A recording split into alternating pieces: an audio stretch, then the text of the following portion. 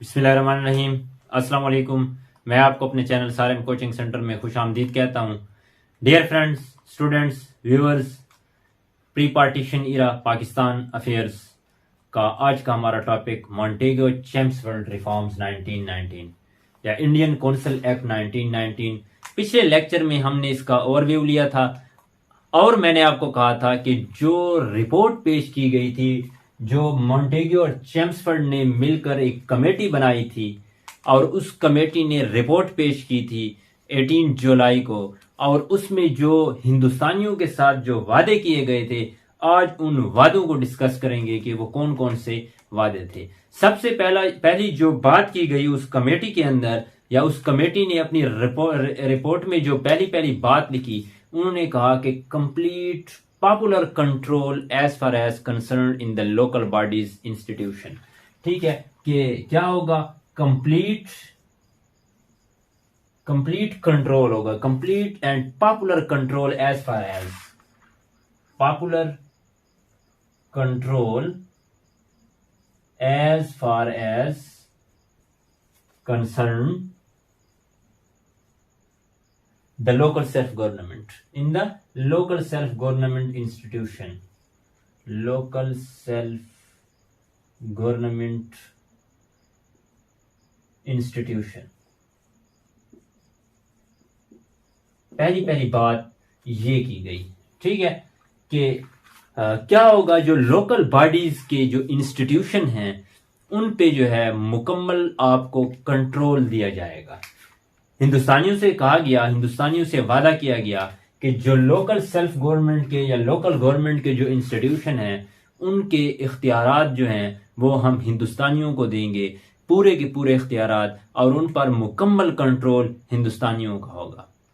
ठीक है, सबसे पहला वादा ये किया गया। जो नेक्स्ट बात की गई उसमें कहा गया कि indicate step towards the responsible government in the provinces would also be adopted. ठीक है, responsible government in the provinces.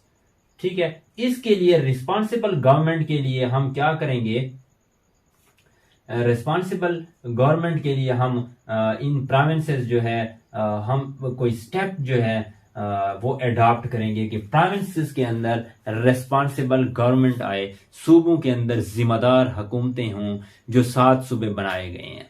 ठीक है, तो यहां पे जो रेस्पॉन्सिबल गवर्नमेंट है, रेस्पॉन्सिबल गवर्नमेंट क्या होती है? रेस्पॉन्सिबल गवर्नमेंट वो होती है जो लोगों की रिप्रेजेंटेटिव गवर्नमेंट हो, ठीक है, और लोगों के सामने वो जवाबदेह हो।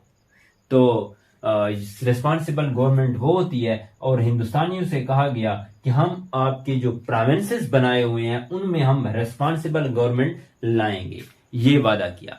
Control of the parliament and secretary of state would be relaxed. ठीक है, जो कंट्रोल है किसका, एक तो पार्लियामेंट का, जो ब्रिटिश पार्लियामेंट का आपके ऊपर कंट्रोल है, ठीक है, और जो सेक्रेटरी ऑफ स्टेट का है, और दूसरा किसका, जो secretary of state for India जो है आपका, ऑफ स्टेट फॉर इंडिया, इसका जो कंट्रोल है इसको हम क्या करेंगे, रिलैक्स करेंगे, इसको कम करेंगे। ठीक है, जो इंडिया के ऊपर जो गवर्नमेंट ऑफ इंडिया एक्ट में जो ब्रिटिश पार्लियामेंट है और secretary of state for India है, उसका कंट्रोल जो होगा उसको हम मिनिमाइज करेंगे। ये भी वादा किया गया। मॉन्टेगो चेम्सफोर्ड रिफॉर्म्स या उसकी जो कमेटी की रिपोर्ट थी, उस कमेटी ने वादा किया कि हम जो है सेक्रेटरी ऑफ स्टेट और पार्लियामेंट का जो कंट्रोल है ब्रिटिश पार्लियामेंट का, उसको हम मिनिमाइज करेंगे। उसके बाद कहा गया कि हम क्या करेंगे, हम चैम्बर ऑफ प्रिंसेस जो है उनकी जो नेक्स्ट जो बात की गई, चैम्बर ऑफ प्रिंसेस की बात की गई। ठीक है, चैम्बर ऑफ प्रिंसेस की, हिंदुस्तान के अंदर वो क्या करते थे, उनकी जो एडमिनिस्ट्रेशन थी जो प्रिंसली स्टेट्स की 2 तरीकों से होती थी। जो चैम्बर ऑफ प्रोविंस की कायम करने की बात की गई यहाँ पे, और वाइसराय को इन चैम्बर ऑफ प्रिंसेस जो है इनको प्रिजाइड करने का इख्तियार भी दिया गया। यहाँ पे जो एडमिनिस्ट्रेशन होती है वो 2 तरीकों से होती है। कुछ प्रोविंसेस जो हैं, कुछ जो प्रोविंसेस होते हैं, जो कुछ प्रोविंसेस यहाँ पे वो बराह रास्त डायरेक्ट कंट्रोल में थे, ठीक है, और कुछ जो स्टेट्स थी आपकी उनका इनडायरेक्ट कंट्रोल था। ان کا انڈائریکٹ کنٹرول، یعنی کہ وہ پہلے کس کے کنٹرول میں آتی تھی؟ پرنس کے، اور پھر پرنس کے اوپر جو ہے وائسرائے کا یا پارلیمنٹ کا یا برٹش کا جو ہے کنٹرول ہوتا تھا۔ تو یہاں پہ انہوں نے کہا کہ جو پرنسس کے جو چیمبرز بنائے گئے ہیں، چیمبر ہیں، ان کو کیا کیا جائے گا؟ ان کے اوپر نیٹو پرنس جو رول کرتے ہیں ان کے چیمبر بنائے جائیں گے، اور ان کو وائسرائے کو اختیار دیا جائے گا کہ وہ ان کو پریزائڈ کر سکتا ہے۔ اس کے بعد اسٹینڈنگ کمیٹی ایک بنائی گئی، ٹھیک ہے، کیا بنائی گئی؟ ایک اسٹینڈنگ کمیٹی بنائی گئی، اسٹینڈنگ کمیٹی۔